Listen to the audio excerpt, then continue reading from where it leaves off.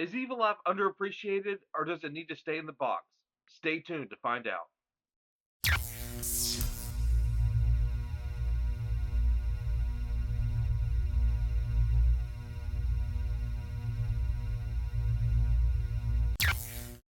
Hello, and welcome to Box or Tape, where I decide which is better, the box or the tape. This episode, we're going to be looking at Evil Laugh.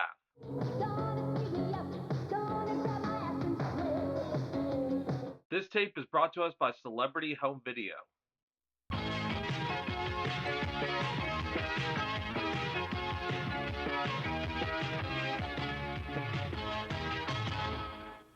Formed in 1987, the company was well known for their low-budget action, horror, and softcore adult films, stuff like Hollywood Cop and Fatal Pulse.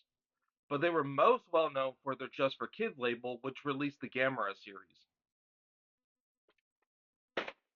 Let's take a look. Okay, let's see what we got here. A skeleton, a lady. Good so far.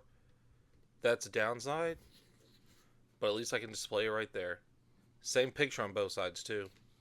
Let's check out the back. Wow, they really like to use that axe photo, don't they?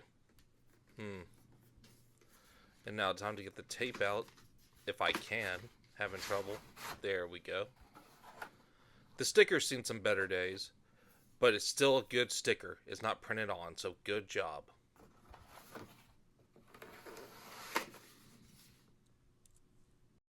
Let's see what we're getting into.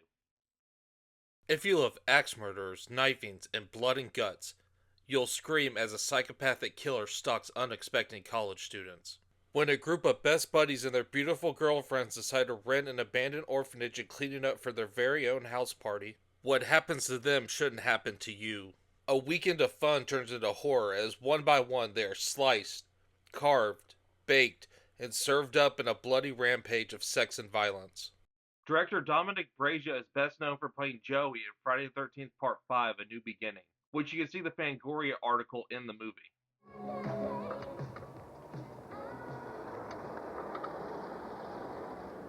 This is the only acting role for Jodie Gibson, who was later nicknamed Sasha and known as Hollywood's Super Madam, owning one of the world's largest escort services. So you do think I'm a slut? Our lead Connie is played by Kim McCamey, who you may know as Ashley Gear. She is one of the few actresses to perform in both the adult and mainstream entertainment world at the same time. For example, within the same year, she played in The X-Files and also in Sorority Sex Kittens 2. Fun fact, her role originally called for her to do nudity, but she refused, which is odd knowing her later profession and also her working as body doubles in other mainstream movies such as Basic Instinct. Let's not make a big deal out of this, all right? Stephen Baio, who played Johnny, was the co-writer and the real-life brother of Scott Baio from Happy Days. And of course, the film does reference this.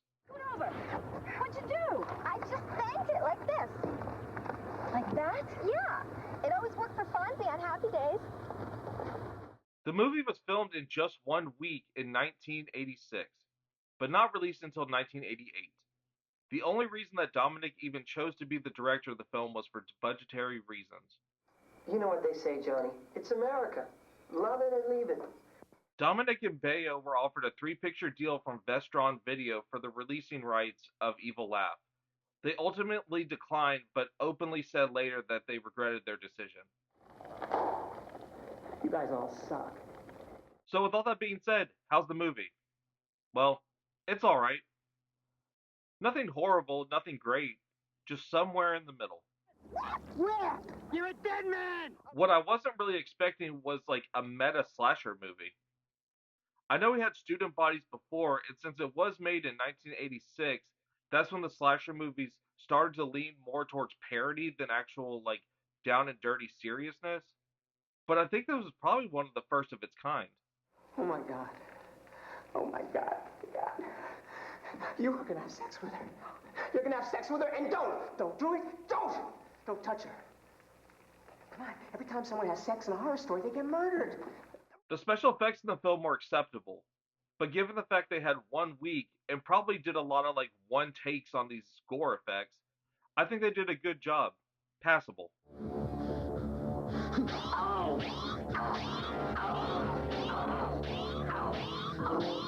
Now, this is where I'm gonna address the elephant in the room, and this is why I almost didn't do the movie, but I decided to do it anyway. But the director Dominic was accused of child molestation by Corey Haim's mother, but before he could comment on it, the director died. So we really don't have a clear-cut case. He was never sentenced for child molestation, but it still leaves a bad stain on his career. And to have your first movie, your directorial debut, be about someone being accused of child molestation and being killed from it, doesn't really age well. Martin was very cruel to the kids. And one day, 3 of them accused Martin of molesting them.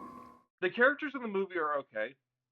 Um, they're written to be almost comedic characters, so you have a lot of people shooting out jokes and one-liners and stuff, which a lot of them fell flat for me, and the slapstick and the jokiness really didn't um, gel well with me. I think other movies do it better, but overall, they're not dislikable. Like they're not.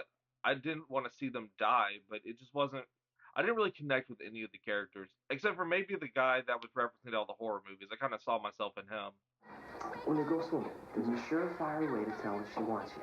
Now, rub yourself all over.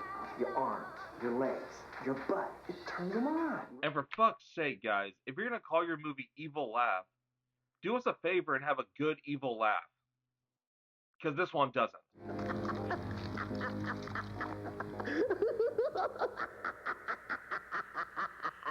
And the standout kill for me has to be Johnny getting his head put in a microwave and it explodes.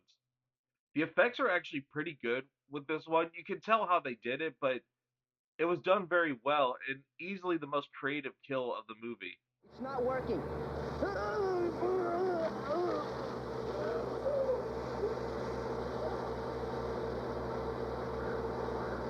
Overall, it's a kind of by the numbers 80s generic slasher movie.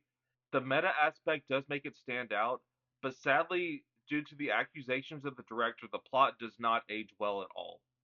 I think it's for hardcore slasher fans, but the general public would not find this enjoyable. Horror movie just like that, where a bunch of people all start getting killed off one by one. So, which is better, the box or the tape? Well, this time around, I'm going for the tape. Honey, we're home! There's like this cool Grim Reaper character right here, which actually isn't in the movie, which is sad. You have a dead body, and you have a girl right here, scantily clothed, about to be attacked. This was the sole reason I bought this 15 years ago, was based on the cover, and then I found out that Joey from Friday the 13th Part 5 directed it, so I knew I had to have it. But the problem is, it's a great cover wrapped in a generic slasher movie. So, again, the tape wins. You guys all suck. Well, that's it for this episode.